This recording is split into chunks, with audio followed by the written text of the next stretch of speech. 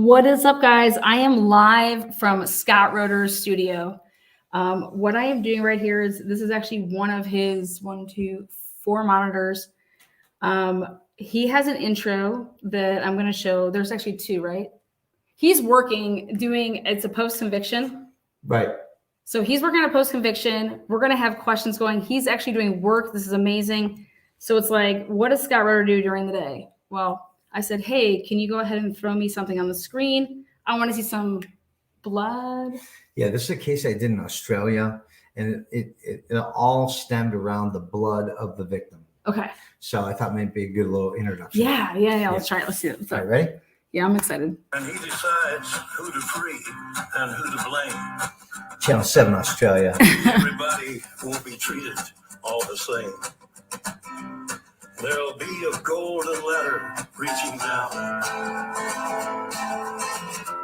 when the man comes around. Cleveland, Ohio is about as far away as you can get from the streets of Western Sydney.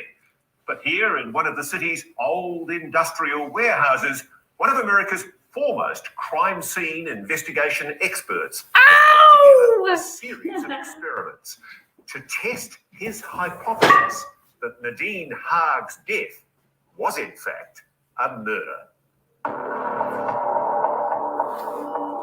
Scott, see you, mate. Welcome. How are you? You got it all set up? I'm good. You ready for this? Yeah, sure, absolutely. I'm dying to see the evidence you've got, mate. Let's give it a go. Scott Roeder is a very highly respected American forensics investigator who is also an expert on things like blood spatter. He's not somebody who makes light observation based on insufficient evidence. He told me that the evidence that Nadine was murdered is overwhelming. Somebody murdered Nadine. Were you surprised that, at least originally, the police declared that Nadine's death was a suicide? Wow, I think surprise is an understatement. I was shocked. Why, it looks like a suicide. There's a blade from a razor blade beside her. There's a shower running, it's cold water. The fire crew have just climbed in the window of the apartment. They find this poor woman lying in the shower cabinet. It looks like a suicide. Well, as an experienced forensic investigator, you have to go by more than what it looks like. Scott Roeder runs a high-tech crime lab called the Evidence Room, which has been responsible for multiple murder convictions and acquittals worldwide. We can't publicly show all the crime scene photos, but Nadine's family gave Roeder and his team permission to see and use them to forensically re-examine the case. In Cleveland, he has set up 3 experiments to test 2 different possibilities. Was this suicide or murder? The thing that was the most dramatic piece of evidence that suggested homicide is the grisly, gaping nature of the wound to her left wrist.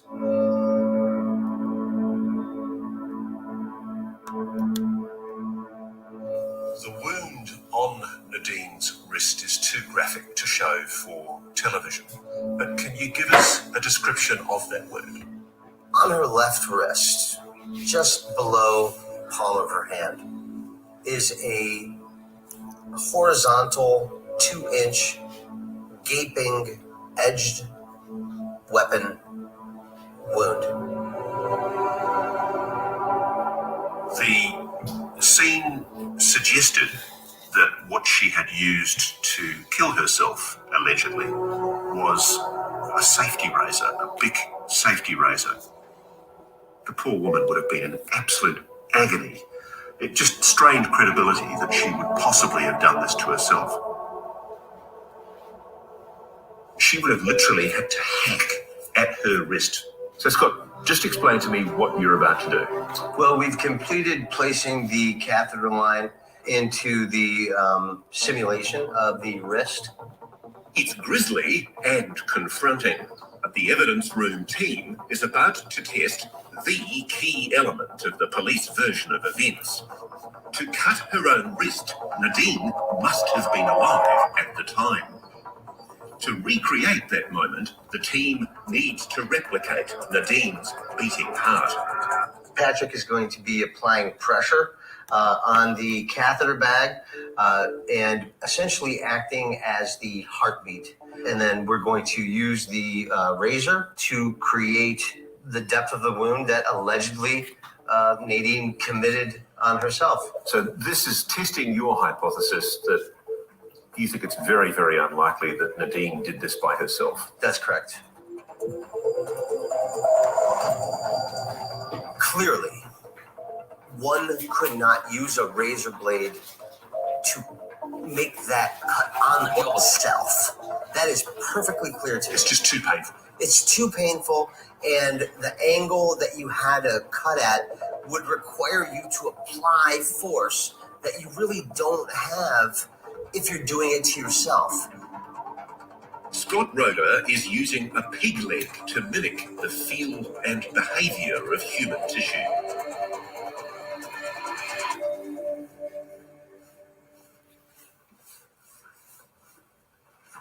Okay, that's not easy. I was able to demonstrate the amount of force I had to use to make my incision.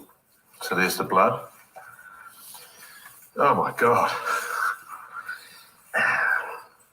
We're not even down to the level of depth yet. Now, this is not all the way to the depth. So I would think once we got to this particular point, there might be an additional weapon used.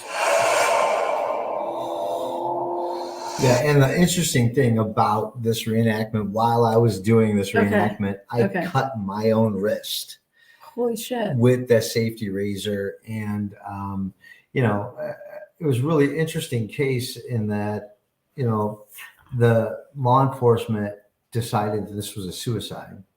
But based on the blood in the bathroom and in the shower, it would not have been possible for her to commit this injury to herself, and the blood pattern to be what it was documented as. Yeah. So, to me, it felt that the somebody else had to be there to commit this injury and then actually clean up part of the blood or force the body into the shower to get rid of the blood for the scene to be documented the way it was documented. So in my opinion, this case was clearly a case of murder and not suicide. And that was the source of, why we were doing this particular experiment. Okay. So you actually cut yourself to see, like, why did you do that? Was it just like, you just wanted to see, like? Well, no, I cut myself accidentally. Okay. During the, I didn't purposely cut myself. I'm not David Blaine. Okay. I was curious.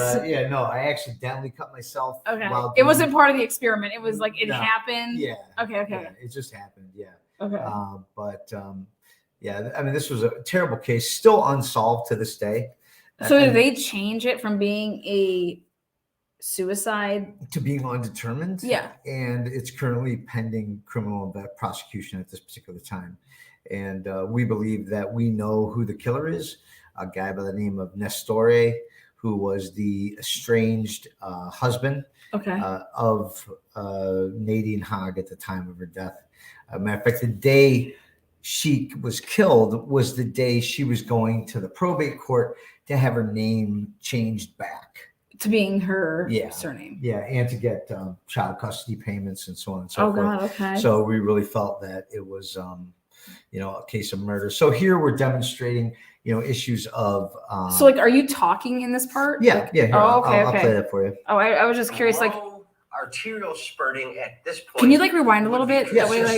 Being held down. Your work is like impeccable. So again, guys, welcome. This is Scott Roeder. I'm actually in his studio. We're using, his computer.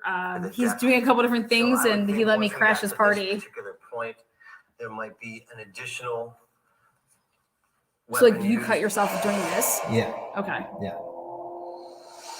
If you look at this wound now and compare this with Nadine's injury, it's incredibly similar, but that's after using both the razor blade and a knife like this. So you believe the evidence shows Nadine was murdered outside the shower? Correct. And then what did the killer do? The killer then picked her up, moved her into the shower, and laid her down. There was a transfer pattern stain on the edge of the shower stall. Can you pause it right there? What's a transfer? Well, that's when you have blood on a particular part of your body and Okay. then it touches an inanimate object, transferring the blood from, in this particular instance, her hand to the edge of the shower as she was dragged inside. Okay. And could that transfer happen also, like if it was like the killer that had blood on them? Absolutely. Transfer does not have any indication as to victim or perpetrator. All it really indicates is original source of blood to a stationary object. Perfect. Yeah. Thank you. Nadine, when she was being put into the shower, touched the shower like this and caused a transfer stain. Also, we see gravity droplets. Now, these droplets are a little bit small, but from the correct height. Okay, can you pause? What were you doing there to like reenact that part? Right. Well, what we're trying to demonstrate was that Nadine had to have been at a particular height Okay. to cause the gravity blood droplets to go from her wrist to the ground. So at about 3.5 feet, Okay. when the blood drips from your wrist, it'll create a perfectly circular gravity style droplet on the ground, right? Yes. And so if you're a little bit higher, say 5.5 feet, that blood droplet's going to be bigger. It's gonna be splat. It's gonna be more like It's going to enlarged. expand. Yeah, it's going to expand further. So the further away, the more impact, the bigger the diameter of the droplet. So we're able to determine based on the diameter of the droplet how far off the ground her wrist was at the time that blood dripped from her body to the ground. And did you see like the crime scene photos and you saw like droplets there on the ground Yeah. and you were like, where did that come from? Right. Well, we knew that it came from Nadine. The whole point was Because it was like indicative of her blood. and it was her blood. Okay. The whole point was she under her own control or was she incapacitated when that blood droplet happened? Okay. And then if somebody would have a knife in their hand, and something was to drip off of a knife. Yeah.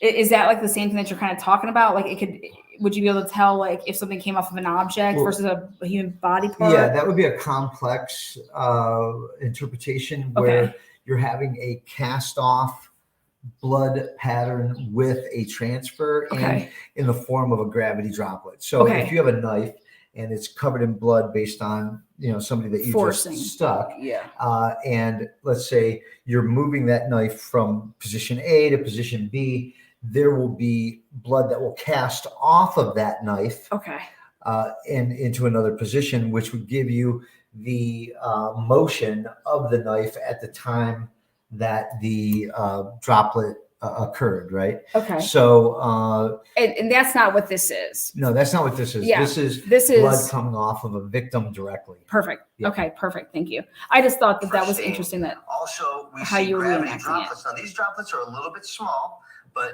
from the correct height. Why is it significant that there are different types of droplets here? Well, because the different types of droplets represent her different positions her arm was in. So the low arterial spurting at this point would be consistent with her being held down and her wrist being cut. And as her wrist was being cut, it would spray. It would spray. So there'd be blood everywhere. There would be blood everywhere.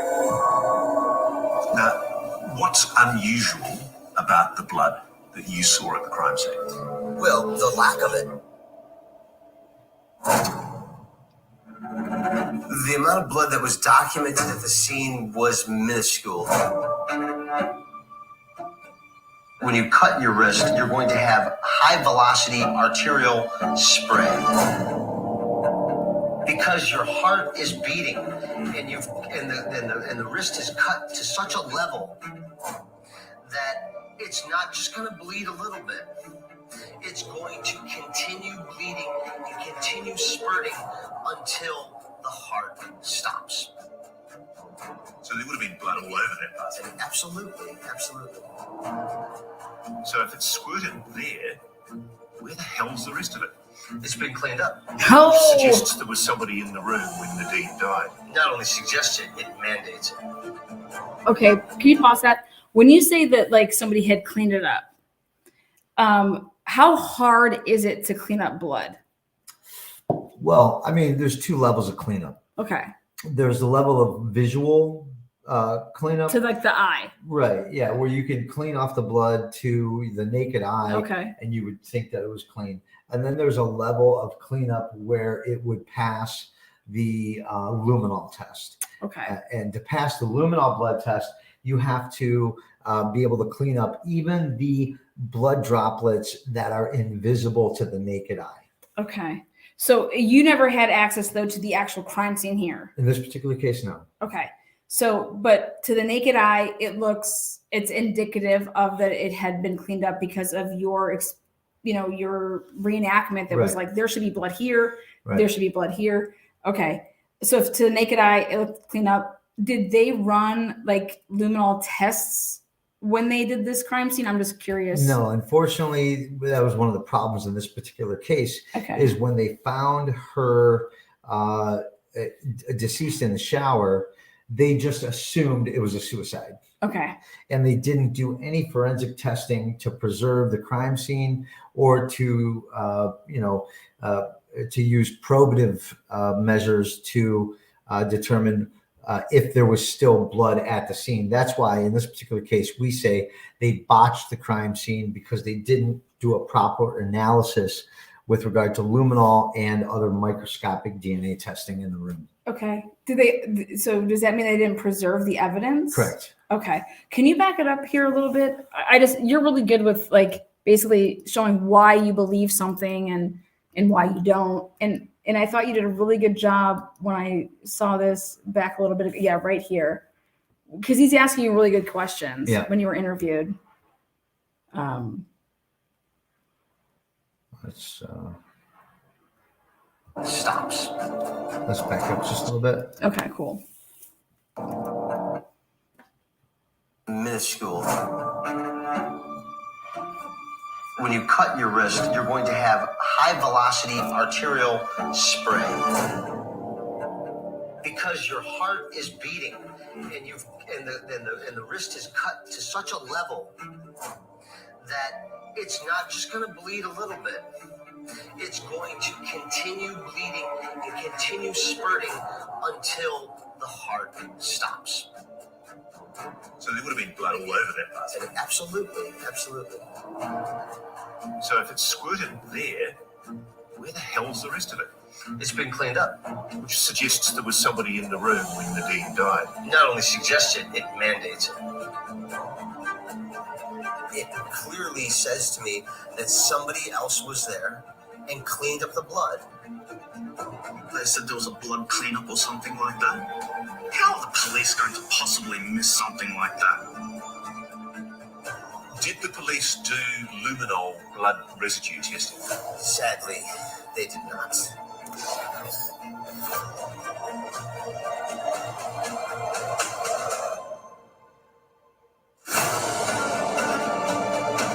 Tragically, it looks like there was no luminol testing. There was no effort made to actually see whether there was residue of blood in the remaining parts of the bathroom. An experienced crime scene investigator would have seen those blood stains along the ridge line of the shower cabinet, and they would have seen, okay, why isn't there more blood? And then what you can do is you can apply luminol, which is an agent to reveal blood that has been cleaned up. And even if you use Clorox bleach and wipe up that blood, right, there's still going to be signs of blood. And Can you pause that right there? You said if you use bleach, you are still going to be able to, if you use luminol, you're still going to be able to tell that there was blood there, even if you use bleach. Yeah, because here's the thing about the nature of blood.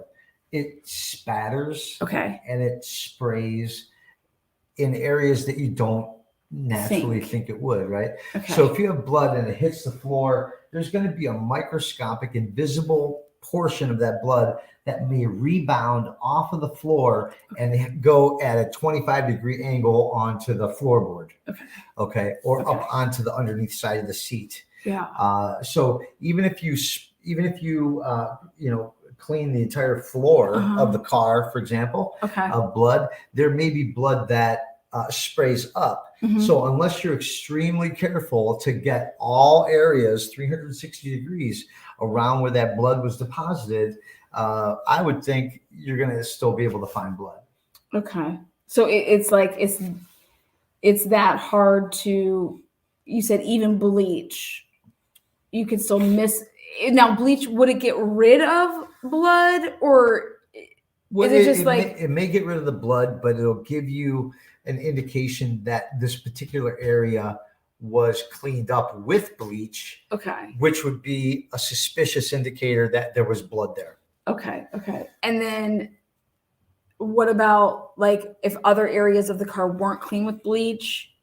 Can you tell that too if there were not? Right, because there's going to be a change in the color of the fabric based on the bleach. So if you have, let's say, a maroon floorboard, carpet, whatever, and that's cleaned up with bleach, that's going to degrade the color of that bleach compared to other areas of the car that have not been treated with bleach. So that could give you an indication that bleach was used to clean up this area, but not this other area. And then, it's suspicious, to clean the floorboards of your car with bleach. I mean, anytime you use bleach, I think to clean. So, but it's, is it hard to plant blood? Like, is it harder to clean blood or plant blood? I mean, it's not that hard to plant blood if you have the same blood as the source that you're trying to plant.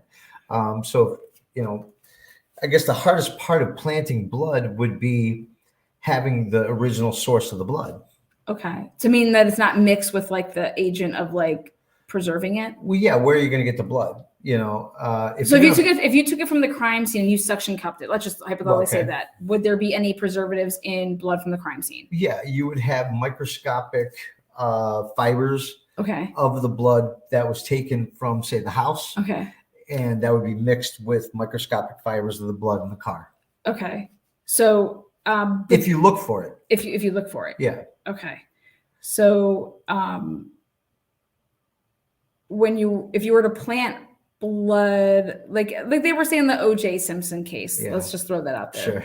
Just because it's such a botched fucking case. My former professor, Dr. Henry Lee, was famous for that case. So like they were like, there was like the blood that was found on what I think the sock was the bloody glove. It was the glove. What did it have? Like, what was different about the glove than the crimes? I mean, well, the glove was taken from the car and planted into the backyard. So it was taken from the Bronco. That's the allegation. That's the allegation. It was taken from the Bronco and it was placed in it had fibers from the car. And if you would have used that glove to commit the murder and it never made it to the car, there'd be no fibers from the car on the glove in the backyard because it never made it to the car. So basically what you're saying is that at some point it hit something on the car to get those fibers, and then somebody took it and then planted it out there. And in the OJ case, under direct examination or cross-examination, the officer actually admitted to planting the glove. So what Mark Furman did admit to it? Well, I don't know if he directly admitted to it, but his testimony constructively demonstrated to the jury that evidence was tampered with. And I love that you say that because nobody has to directly say it if it is implied based off of logic, I guess you could say. I mean, because, if you have a good cross-examination of scientific experts or law enforcement experts with scientific experts and the lawyer is skilled, it's going to leave that impression to the jury that that evidence was tampered with. It does not sustain the chain of custody. And if it does not sustain the chain of custody, it should be thrown out of court. And that's what happened in that case. So that was thrown out. Yeah. Oh, so the glove never made it in The glove, the bloody glove there was two gloves. Okay. The one glove was demonstrably proven by the science experts on the defense that it was planted. Okay. The other glove was, in fact, found in I think the Bronco or near the Bronco. Yeah. It was out by the what was it? It was in between. It was by the what was it? The air conditioning unit by by the guest house. Yeah, right. Yeah. So that was the one they were saying that was planted. Yes. Right. So, constructively, even though the glove wasn't ruled out of being admitted into evidence, it was damaged enough that it wasn't reliable. Yeah. So it was seen by the jury to be like, right. Why would you need to do this if he's right? And that was just an overzealous police officer that was trying to really cement home a case. And ultimately, I think that's why they lost the case, because of police officer misconduct. Yeah. And when that happens, it kind of just taints everything, though. It does, yeah. Because you want to believe that law enforcement is doing a righteous job, and not cooking the books. Right. That's what everybody believes in, and we have the right to believe in that because that's what we're taught. That's their job. Yeah, and that's what we pay them to do a good job on behalf of the state, taxpayers, right? Right. Exactly. Okay, well, I'll let you play a little bit of this. I got to take a call on this other murder. Yeah, you're good. I'm here mandating. The blood come to life, and you can take a picture of it and document it. And that didn't happen. It did not happen, sadly. That's a piece of transient evidence that they let go. It's not the only evidence police missed. You discovered when you did your own investigation that the police hadn't done. You discovered there were missing towels, didn't you? There were 3 missing towels. Were these used by a killer to clean up the blood? What else was missing? Kitchen knives. And they were steak knives, weren't they? That's right. And they were brand new. Serrated steak. Serrated. Was one of the knives used by a killer to murder Nadine? Her brown dress was missing as well. And what was the significance of the brown dress being missing? Mother had saw Nadine wearing that brown dress that morning. Was Nadine's dress taken and destroyed by a killer to hide critical evidence? And that's not the only mystery. It looks like her suicide was staged. That's the family's submission. Yeah, of course it would be. I could think of a few ways to get somebody to write a note like that. Threaten a family member. In my opinion, I think it's one of the most important pieces of evidence. I believe she was attacked. Absolutely, 100%. This is not a suicide.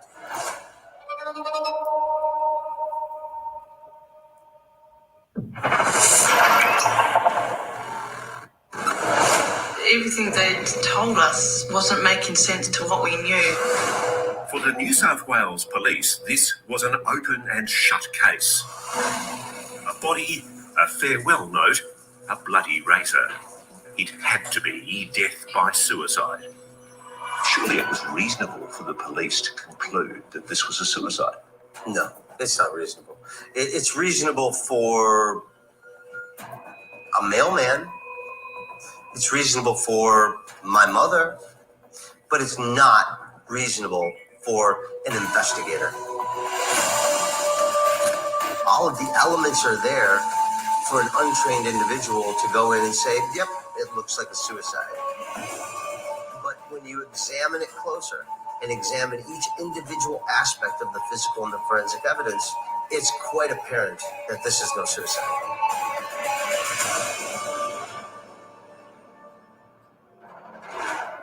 In the autopsy photographs provided to him, forensics expert Scott Roeder Okay, let's go. noticed a critical clue suggesting foul play. In my opinion, I think it's one of the most important pieces of evidence, along with the appearance of the gaping wrist wound. On one of Nadine's shoulders, raw, blistered skin. The telltale signs of a burn. It's a full thickness burn. The reason I know it's a full thickness burn and not a carpet burn or some other type of a friction-based burn is that the appearance of the wound is perfectly symmetrical, and that can only be done with water. This is the temperature of the shower water.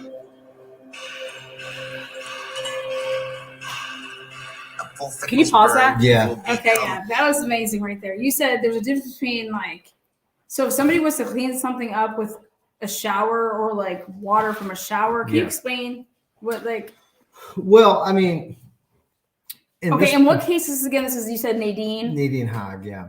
Well, she was found in the shower on her right side, and on her left side, on her shoulder, was a burn mark, a scalding burn mark from hot water on her left shoulder. Okay, wow. And what I was trying to show here, which ultimately was not that successful of an experiment, was that the only way she could get that burn mark on her shoulder was that if hot water was poured on her as she was laying there, but that hot water turned cold because it ran too long.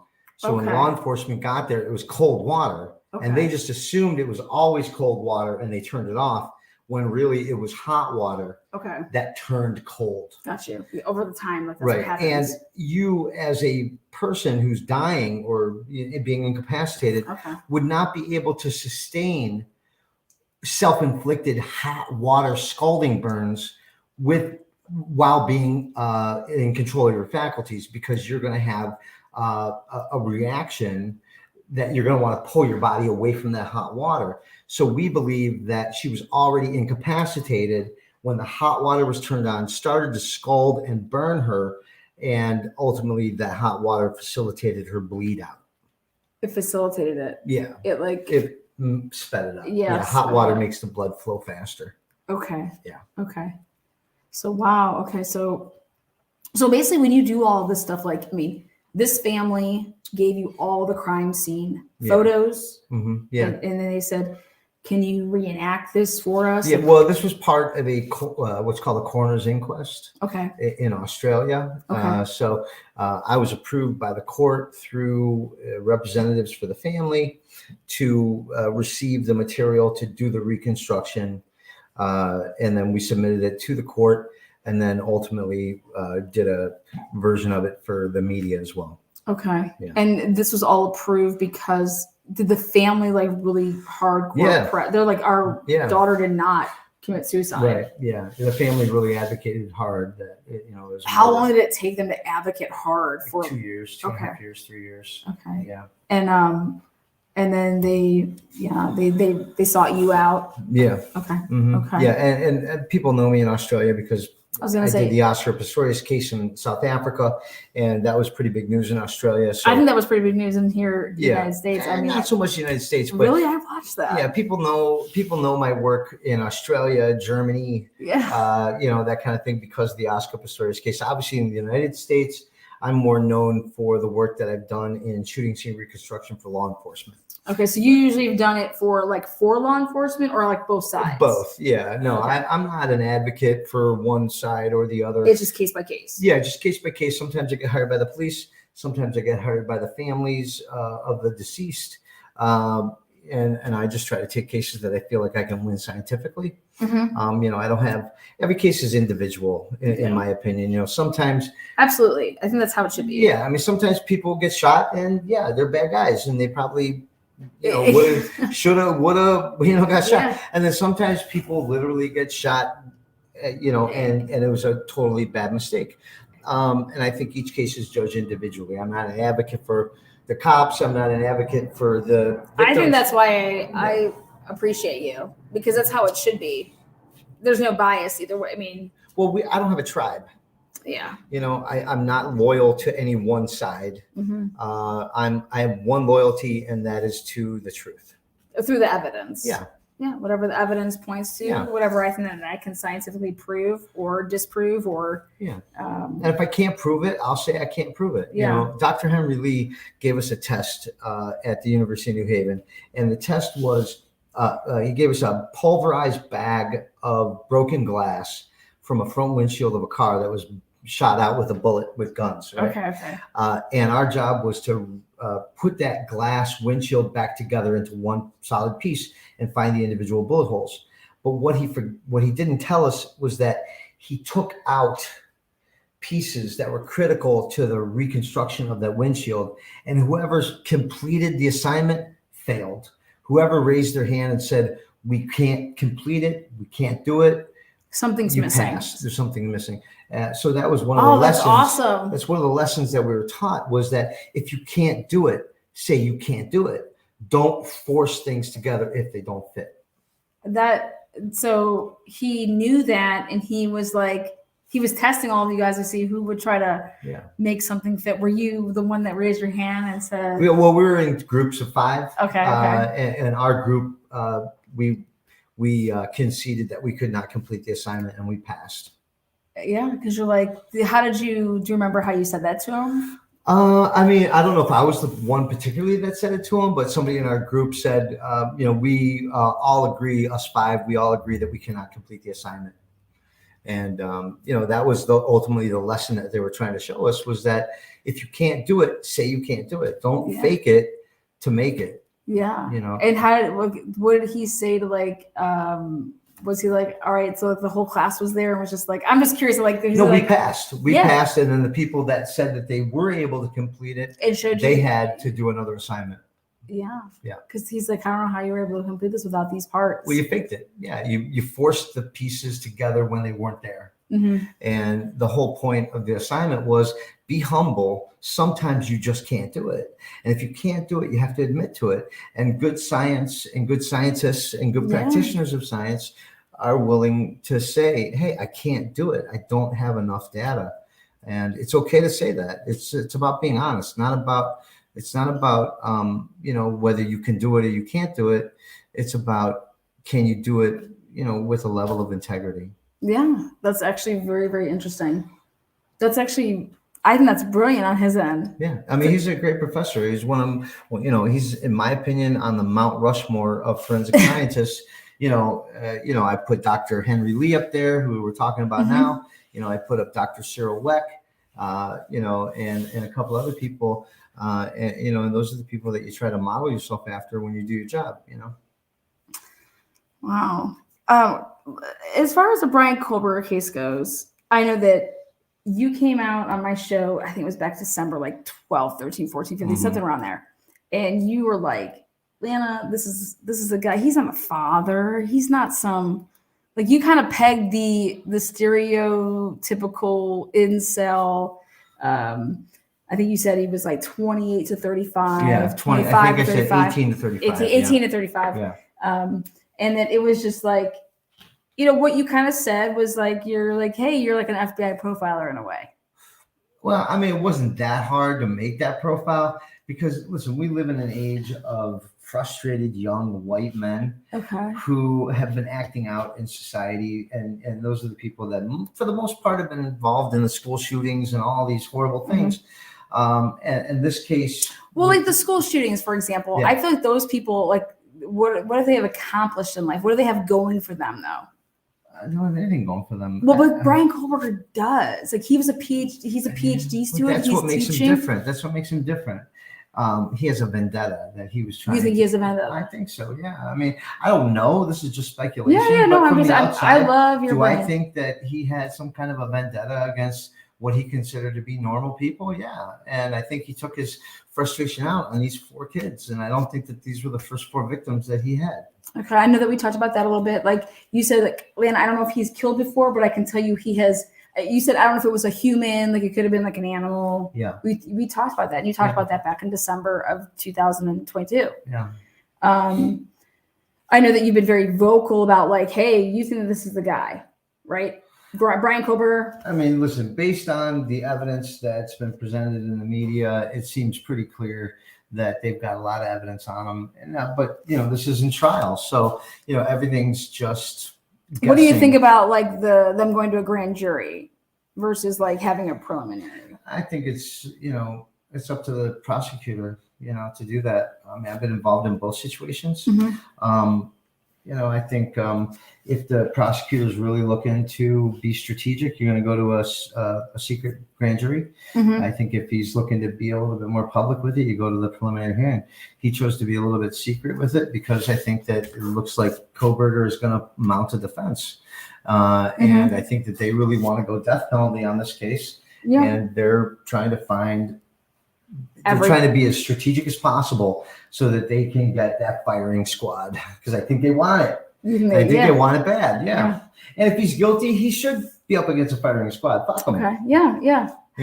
I'm not here to defend the guilty. No, absolutely not. So can I ask you this? Like you said it great right there. You said based on what the media is putting out there, he looks pretty guilty. Yeah. Right. Based on the media. And I guess we've talked and I've said, Scott, I am all for if this motherfucker has blood in his car, you give me some physical evidence that shows that he did this. I want who did this. I want everybody who's ever done this, right? I've always said like anybody involved, you give me some physical evidence. And I think that's my hang up is like the whole like physical evidence part. Because I think the only thing that's physical is what would have been on the sheath, right? Yeah. Because what else is physical that is like it's there. We know it's there. We don't know. So that's the only thing. They haven't, and they have no obligation to tell us until trial. Okay. So we're not going to know, until the time of trial. If there were, let's say that hypothetically speaking, if nothing else comes forward in terms of physical evidence, blood, because that's why I love, like, I'm like, listen, I don't know blood. I don't know how, like, I want to go right to you. Like, hey, what do you think about if you saw a crime like this? Like, what is it indicative of? How can you reenact this to make it seem like what they're trying to say happened? That's your expertise. And I would think that if all this blood, 4 victims, a knife, the same knife, you know what I mean? Transfer, like where would it be? Blah, blah, blah. If there's no blood in the house of his parents, there's no blood in the apartment, and there's no blood in the car, is that problematic? Is that problematic? Well, I don't know if it's problematic. I mean, it all depends on what happens at the time of trial. We don't know. No, I'm saying hypothetically speaking, like, is it like to go into trial and let's say like, hey, we weren't able to come up with any, there's no more physical evidence. We have all this circumstantial evidence. Well, they better come up with some more physical evidence or they're going to be in trouble. Yeah, that's what I'm saying. Like, I'm all for, hey, physical evidence. I want it all. Like, dude, blast this man. Like, if he did it, fire squad him. Right. I'm right with you on that. Yeah. I'm right with you on that. So basically, if there's not any more physical evidence, you think that that's going to be problematic? Sure. Yeah. And it all depends on, how well the lawyer's going to be able to make their case and how good the defense lawyers are. But I guarantee you, if they're looking at death penalty, they've got a lot more physical evidence than they've let out to the media right now. These prosecutors aren't going to go for the death penalty if they think they haven't made their decision yet. But they're looking right now. But Bill Thompson's his track record is we got baby killers. He hasn't gone death penalty. He's not a guy that goes death penalty. A death penalty is harder. That's more like okay, right? It's like a. I mean, we have 4 dead kids. Oh, 100%. The community is outraged, and if they can prove guilt, they're going to get a jury that's going to seriously consider death. Well, that's what I'm saying. They have their 60 days to do that, right? Yeah. Would you? I mean, I would go for death penalty. Well, I don't know. It all depends on what evidence they have. We don't know what evidence they have that they got from their. You saw the motions, though. The defense says that they don't have what's inside the car. Well, it's not just the car. What they got a bunch of stuff from the apartment. Yeah, no, they're saying that they don't have. Yeah, but I'm saying like. And they don't have the murder weapon. Yeah. So no murder weapon. Yeah, it's speculation right now. We don't know what they have. 100. We know what they've said they have, but I guarantee you that's only a fraction of what they actually have. Yeah. And they're going to sandbag the defense until the very last day. 100. 100. right?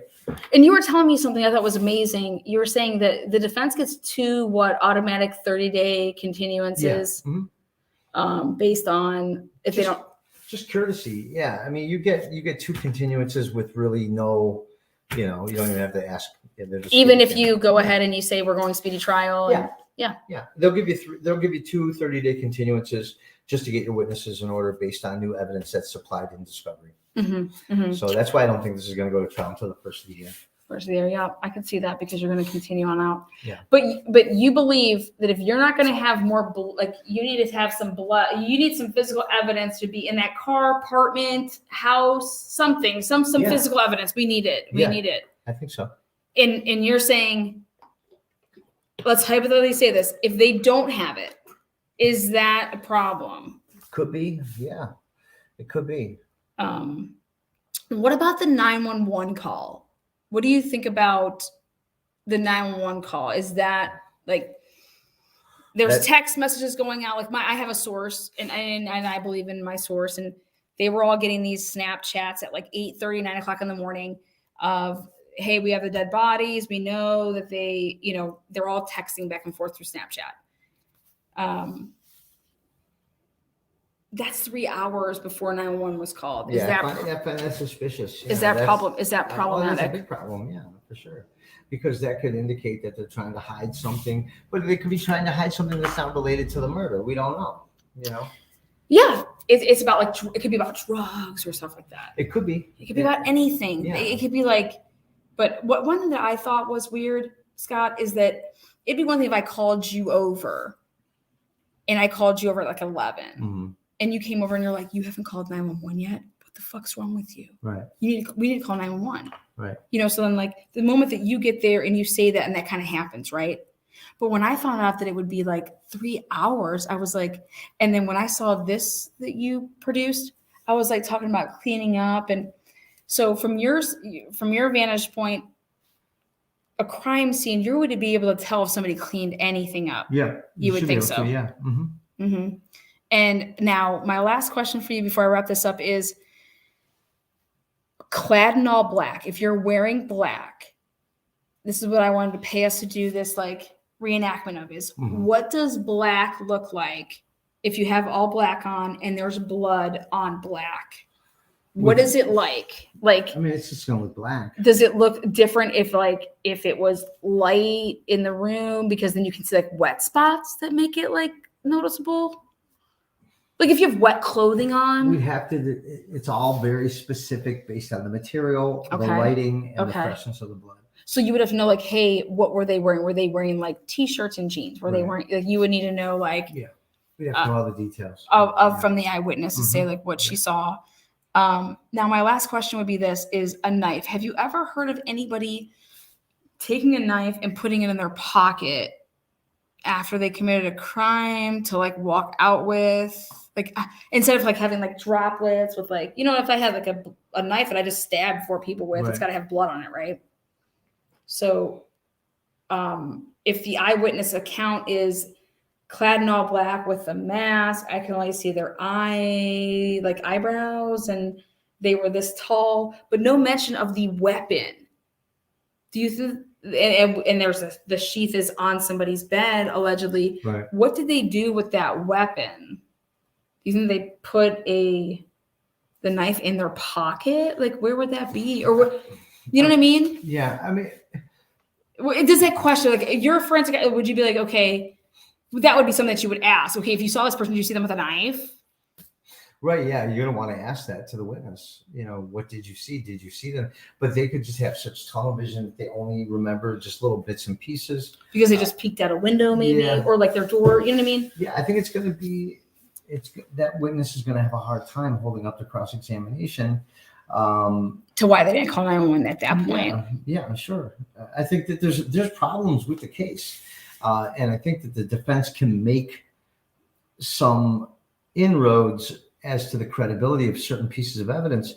It's just, will they be able to overcome the totality of the evidence? Yeah, and that's what we're waiting for. That's what we were hopefully to get in the preliminary hearing, which was we all wanted more. You know what I mean? We're not going to get more until trial. 100%. We're not going to get anything until trial. I don't think unless it's leaked. unless it's leaked, Yeah. which will, or they have the option to lift this gag order. But I don't see anything coming out, like you said, unless it's leaked. Yeah. But I want to thank you so much for letting us invade your Oh, sure, privacy. no problem. I had fun. I'm gonna look to the chat. I haven't even looked at the chat. Hey guys, we have not even looked at the chat. I want to say hi. Scott Roeder here. I'm in Cleveland. I'm in the land. What I want to do, you guys have been great. You guys have followed Scott as well. If there's a couple questions from any of the members, I'm gonna let you guys ask a couple questions. Here's your chance. I'm in the land. I love the land. Born and raised.